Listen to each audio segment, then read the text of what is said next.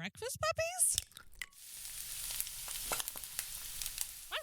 This podcast contains adult language and content and is meant for mature audiences. Listener discretion is advised. You are listening to the Glitterbois. Oh, yes.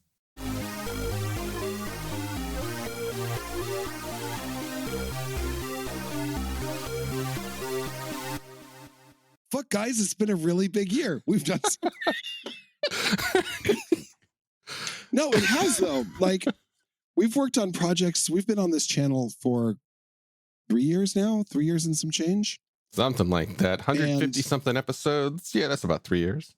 Sure. It feels like it's matured into something now, and it feels a little bit like we've arrived. Yeah. Like, where have we arrived, though? Well, there are so many podcasts out there of people just screaming into the void, but in our case, the void answered and sent letters and care packages.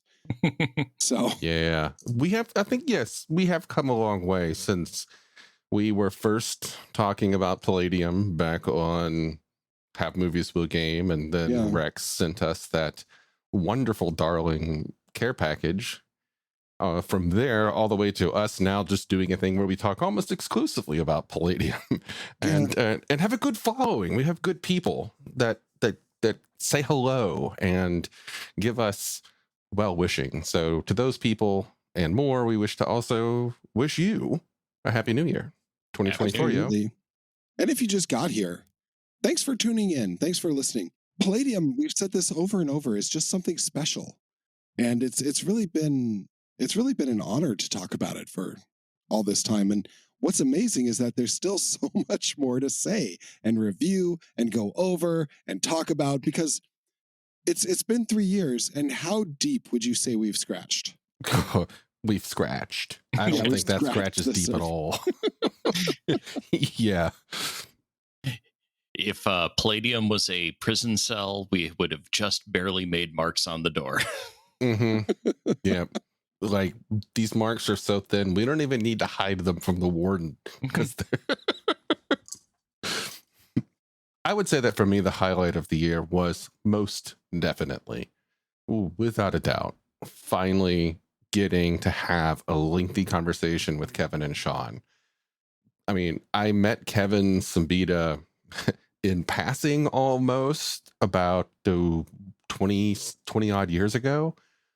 But this was wonderful to sit and have a chat with the man who is, he's one of my heroes. He's, like, we've looked into how Palladium books got started, and we looked to what he did all on his own, and with support from his family and his network. But he didn't come at this as some rich kid just throwing a few $100,000 at things. It was like blood, sweat, and tears. And that, to me, I've always found very inspiring.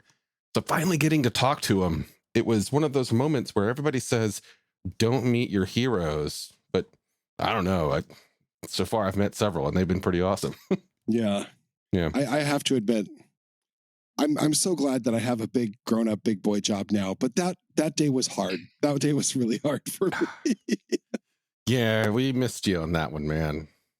I still hold guilt for that session. Don't hold guilt. Like, I would have heartlessly trampled over both of you to get to that interview. So please don't feel guilty. This is the Glitter Boy podcast now.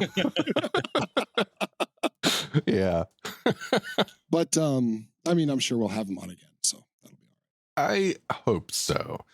I know that they've been busy. I've had a little bit of a back and forth with them. I would say that a single back and a single forth with them following the Kickstarter, trying to get them back on. And they're like, yeah, let's reconnect after the new year, because I know that Sean said he was really, really crazy busy. And I believe him. Working with a Nickelodeon license, Viacom, or whoever the fuck it is these days, that's got to be a non-trivial amount of your waking brain dedicated to this subject. Welcome to your new life as a professional shark wrestler. Yeah, actually, I think that's a very appropriate metaphor. It's been cool to watch the Discord grow as well. There's so many new people, and I really love when a new person comes in, starts a conversation, just kind of dives in with both feet, and you know, says what they're doing, how they came to it, what they love about it, the games they're in, what their characters are, what their hopes and dreams are for their character. I really like people who immerse into the world, and we've had so many of those join our Discord, of which I'm a terrible lurker, but not much of a writer myself. But I love seeing the growth that's happening on our end of things too. It is very uplifting. Like if I'm having a bad day, or if things just aren't working out on whatever creative front, I like that I can always go back, take a look there, and just see conversation flowing, and take heart in the fact that I contributed to bringing this community together. And that feels really good. Yeah. And we have, we've been joined by several other people who are bringing their own passions and projects to the Discord and sharing it and collaborating, pointing new directions to go with some old ideas. There was a super interesting one just the other day about celestial calligraphy that made me actually grab my Mystic China book and reread that section, because the direction they were going with it was real interesting. So, yeah. Yeah, a lot of ideas have been floating around through there. I've had a blast being able to field my thoughts on house rules and interpretations of mostly Palladium related stuff, but many other nerdy subjects, and not have to worry about random internet douchebag just dropping in and leaving some kind of dump and run comment full of negativity and shittiness. I'm glad that we don't have that. I think that you were just saying, Matthew, about how people come in and tell us about themselves. Part of the rules of the server is that we still have to manually approve new arrivals.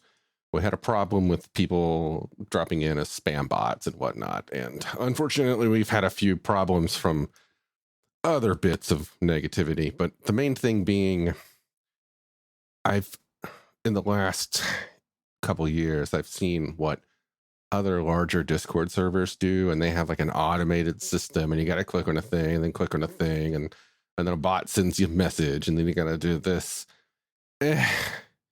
I like the personal approach. I don't think we will ever get huge. Therefore, I don't think we will ever have to stop with that personal approach to welcoming somebody to our group. It does feel, though, like there is a single spotlight as you approach the warehouse, and like the little door slides back, and they're like, tell me about Kevin Long. And they're like, password is Siembieda. And we go, oh, okay, come on in. Music starts, there's go-go dancers and whatnot. Well, we do have a Conan Exile server, and there are some very special dancers on there. So if you want in, just drop in and say hello, and we'll add you to the approval list. Welcome to the most seedy, wholesome Discord server on the internet. It is possible to be both. Yeah. It's been a good year. Yeah, it has. This is one of the first years, both personally and professionally, that I didn't look back on and say, oh, I'm so glad that's gone. Nothing, knock on wood really repeatedly, but nothing terrible happened. Everything is kind of going in a good direction, and I'm really happy with 2023.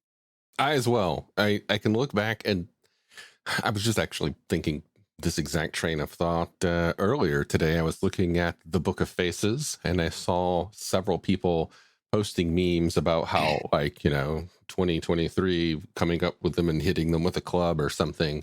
Yeah. I'm glad I didn't have that experience. 2023 was the first year in a while that felt, on the whole, positive. Right. Yeah.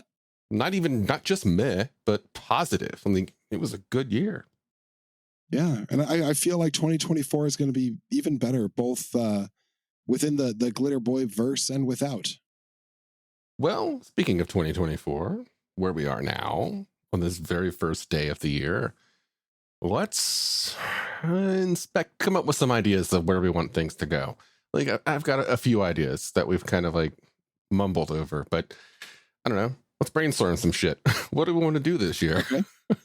We should definitely have Kevin back on because I really need to say hi and have my geek moment. I really need that very badly. Mm-hmm. So I would like to. I'm working so much, but I would like to actually play a little bit in a game this year. I think that's about the limit of my goals for the year. I'd like the organic growth, and I want to see that continue. Yeah, Jacob. So 2023 was a roller coaster for me in a lot of ways. New job, bunch of stuff tied up in that. I had a whole bunch of projects that I had to shelve mid-year, and I look forward to getting back to those. I'm working on a couple Delta Green games for some upcoming cons. I have putting the final pieces together for a Palladium recon game that I have been working on for a couple of years now. And, there's this Ninja Turtles thing that I have been considering, maybe putting a little something together, and have been writing in my minimal spare time. So when I can't sleep at 3 a.m. And I seem to have acquired this stack of handwritten character sheets from some reprobates that I kind of want to do something with. Yeah, I think that we need to get some choir practice up in here. You know what I mean? Yeah. Oh, fuck. That was a while ago. Right. Yeah. Yeah. We never did lean back into that, did we? No. We discussed it. And there's been all of the behind the scenes conversation that we had with Bassam and Cranny on our little private chat. So I really hope to see that happen this year. No pressure. Oh, it will happen now that I am a completely certified individual. And so I am not working a part-time job on top of a full-time job getting certified. I personally would like to try my best to get Manhunter to the table. I can't get that game out of my mind. Ever since we did that episode on it, it's living rent free, and that's fine. Actually, I'm okay with where it's living, the things that it's doing in there. It is earning its rent, and I really want to get that to the table. I just can't stop thinking about it. My version of that is I have this seed of an idea that got kicked off by one episode we had 3 months back for kind of a Dead Rain / Nightbane crossover sort of thing that I've been, fiddling with a little bit here and there. I would like to actually get that to the table, hopefully October of this year. Nice. Deadbane is what you should call it, actually. Yeah, no, that sounds actually pretty cool. Yeah, I have such conflicted feelings on Nightbane. The conflict arm, I love all of it. I love the setting, and yet anything more than Nightbane, I feel, is ultimately superfluous. Like, it's called Nightbane. You should be Nightbane. That's what the game is about. But I see why it has appeal on other aspects of play. Yeah, I mean, it's one of those settings for Palladium that doesn't beg as much for crossover for a lot of reasons, thematic, etc., etc. I think the one that works though is Dead Rain. Well, they're largely on the same power level, at least when it comes to things like SDC and the various numbers on a sheet of paper. So yeah, I could see that working out very well. Some of those zombies are pretty heinous and could be quite a challenge for a combat spec Nightbane. So if you do this, give me an invitation. I want in. Definitely.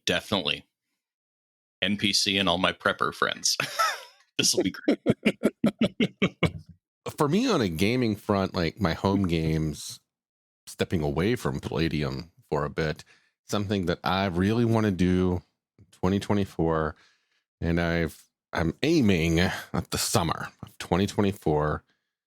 All the pieces are mostly fallen into place, at least on my end, of finally sitting down and starting my epic multi-year mega campaign. I've talked to both of you about this before. It's going to span multiple genres, multiple systems. I have this epic plan to do the thing that I've always been wanting to do ever since I started gaming as a wee little kid. And that is tell a truly universe-spanning, dimension-crossing game. So hopefully I can kick that off. It's unfortunately not going to involve much in the way of Palladium. I'm looking heavily at the 2D20 system from Modifius and also at a couple of the systems from Free League.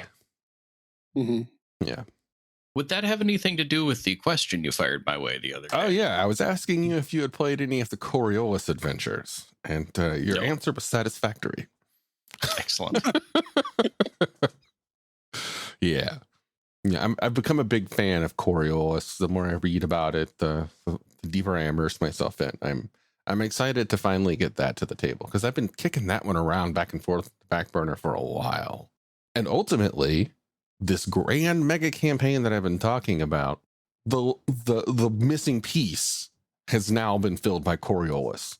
Like, I was trying to find something to fill a certain sci-fi / future shaped hole in the story that I was putting together, and Coriolis fits in there very nicely. Excellent. Yeah. And also, I'm thinking it's about time I gave online gaming another try. I've been putting in place some new tricks and developments in my home gaming studio that I think are going to make that a lot easier. That will more enable something along the lines of hybrid gaming. And there's been some interesting things that happened in the VTT space over the last year that I suspect is going to have a positive influence for a lot of us who play virtually, but aren't playing the 800-pound gorilla in the room. With Hasbro Wizards of the Coast moving to a more of a walled garden setup for Dungeons and Dragons VTT, it seems to be having a bit of a knock-on effect where a lot of the other players in the industry of virtual tabletops are going like, okay, so we don't have to make sure our system is going to run Dungeons and Dragons whatever edition no matter what. We can not be as beholden and be more flexible. And so, like, even Roll20's done some signaling that they're moving in that direction. So I backed a Kickstarter a while back for a new VTT called Roll, ROLE, just Roll. And I like what I've been seeing from them. They got a very slick interface, but most of all, I like that there's almost no mention of Dungeons and Dragons in any of their communications. They are focusing very heavily on smaller or more off the beaten path adventures and games.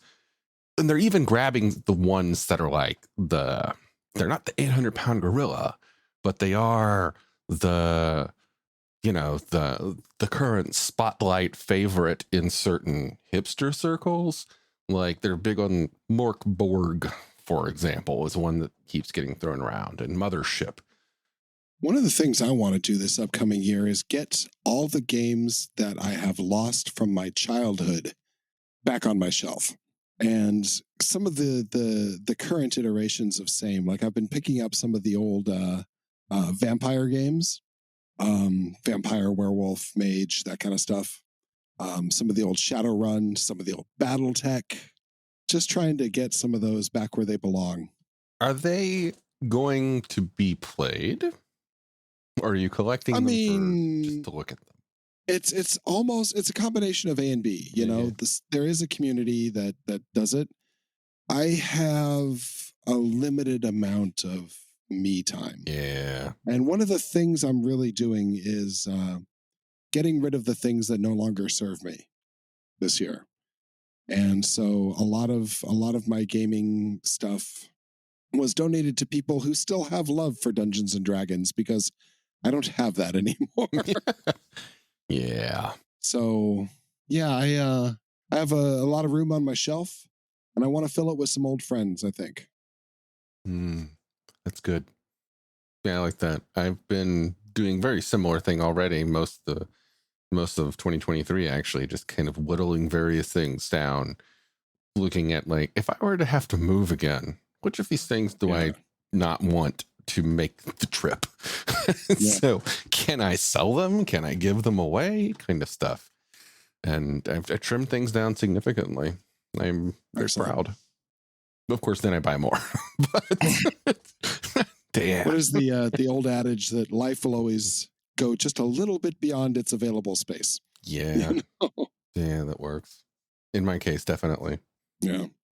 Something else that I've been doing this year or last year is I started teaching myself to do video editing, mainly just for fun, because I don't really have a financial reason to do anything like that. I've just always wanted to learn how to do it. So I started playing various video games and recording myself talking about them as I play them, but in ways that satisfy the grumpy old man in me, you know, like when I go to YouTube and I look for videos on things, if your video has you making a silly face with all kind of like pop-up words around it, I just right click. I either hide it if I possibly can, or completely ignore your channel, because I'm not interested in any of that stuff. and so when I do the videos, I have just like a simple title, because that's the stuff that I look for. And somebody talking to me that isn't like, yo, what's up, bitch, your boy, go ahead and smash that like and subscribe. I can't stand any of that. It's like, I'm just going to do something that's chill, and I've been enjoying it, and I think I'm going to keep doing that a little bit more. Mm-hmm. So what you're saying is your vlogs have a deficit of anime girls dancing on the sides of the screen.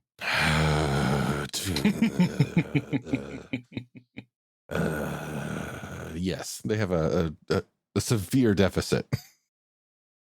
Good, because as we've been in this game long enough to watch some of the oldsters, the elders, like say Rooster Teeth, grow up, and watching a man who's well into his 50s attempt to do the common vernacular of the children is painful. It's just painful. So I'm very glad that you're not. Yeah, no. There is a possibility by the end of this coming year that I and my significant other will be co-streaming. Oh, let me guess, 7 days to die? Yep. How did I know? 7 days to die, probably some ARC in there as well. Yeah. But we have a couple others that we've been kicking around as well. We got to get y'all both on Conan. One of the big things we're looking at is the couple that plays together stays together. And that's been kind of one of those things we accidentally tripped into. And we think there's a market for watching the domestic dysfunction of two post-zombie survivors trying to keep alive. Well, in your case, it would be the couple that slays together. Yes. There you go. Yeah. I used to do a lot of that. All I really do now is I do terrible ethnic voices on World of Tanks. So like when I'm doing Russians, I'll do Russians. And I do a terrible Italian one. My French is awful, but it's fun for me. And I do like watching people lose their mind. That is very fun for me. You should try a transatlantic voice. Hey, come on down to the thing, and just get that. Come on down now. Yeah. We got to get you a boater hat so you can get in the right mindset. Oh God, the yacht club shit? No. Yes. No. Just the boater style hat, No. Oh my and God. the little megaphone that you can talk into as you point it at the microphone. Yeah. We need to totally deck you out in yacht club attire. I regret sharing this now. I got to see if my friend still has that raccoon fur coat that he's inherited from several generations ago for, that 1920s feel, straw boater. Could see it. I could see it. Well, I think we have reached the point that we're dithering. So let's go ahead and close this out. 2023, at least for some of us, was pretty awesome. I'm not giving a big middle finger to the year, and that's the first in a while. So Yeah. yay. 2024 looks pretty hopeful. We definitely going to do our best to get Kevin and Sean back on to talk more about Palladium. I lament that we didn't get them on to talk about fantasy because last year was the 40th anniversary of that, and that's my jam. But yeah, we can. I don't know. I really enjoyed having that conversation with Kevin because it felt like he was just like being open and free, and some of his attitude, some of the styles. I feel like we were just having a pleasant conversation that just happened to deal with something they were also marketing at the time, and it was very nice. Want to do more of that, and I think we got some good gaming coming up. I think we got some good things in the feed. Yeah, that's what I think. Guys. Yeah. If you want to see more, join us on our Discord. We've got games. We've got links to all these things when they come up, and you might even get the chance to interact with one of us. Definitely not me, but probably NPC. You'll probably see me welcome you in, and you might someday get a sup or a snarky comment from Matthew. It's possible. The snark is better than the sup. That's If you want intelligent conversation, Jacob's there for you. I wouldn't say that. Pedantic, long-winded. Great. Well, folks, thanks for the 3 years of listening and for all the kind words that you have sent our way, for dropping in and saying hello and telling us about your games and providing comments on our episodes and correcting us where we have been in need of correction. He really means correcting me when I'm in need of correction, because I'll just flow with that shit. He actually does his research and his reading. Yeah, kinda. I think I sound more into it than I really, or sound more on top of things than I really am. Fair enough. It's make the it till measured. you make it. Yeah. It's the measured voice. I sound more into it than I really am. You stretch the vowels. People will lean in on the. No. Oh no. Yeah, we could totally record some Glitterbois sexy talking episodes. Yeah. I thought that's what we were doing. Oh, you said dithering. Yeah, I'm just keeping the dither. I'm sorry. Hey guys, thanks for a great year. We hope to see you all during this new up and coming year that's just freshly born. And I mean, from all of us, we just like to say, thanks for stopping in and listening to us. And we hope your year was as good as ours. And if it wasn't, we're glad to hear from you anyway. And we're glad you're here. So, it's all been rough since 2016. That's where the timeline splits. So just keep your head up and keep playing as many games as you can. That's how we're all going to get through. I'm looking forward to a strong 2024, and I'm hoping everybody out there gets the same. Thanks again, folks. See you next time. Starships, magic, mystic martial arts, romance. All of these can be found in A Cloak of Blades by Isaac Scher. You might have heard my name before. I've done a lot of voiceover work for Breakfast Puppies, and I've recently released my first novel. It's available on Amazon as an ebook and paperback, and you can get it for free if you have a Kindle Unlimited subscription. I do hope you'll support my work as you're supporting Breakfast Puppies, and it's been a pleasure talking with you today. Have a good one.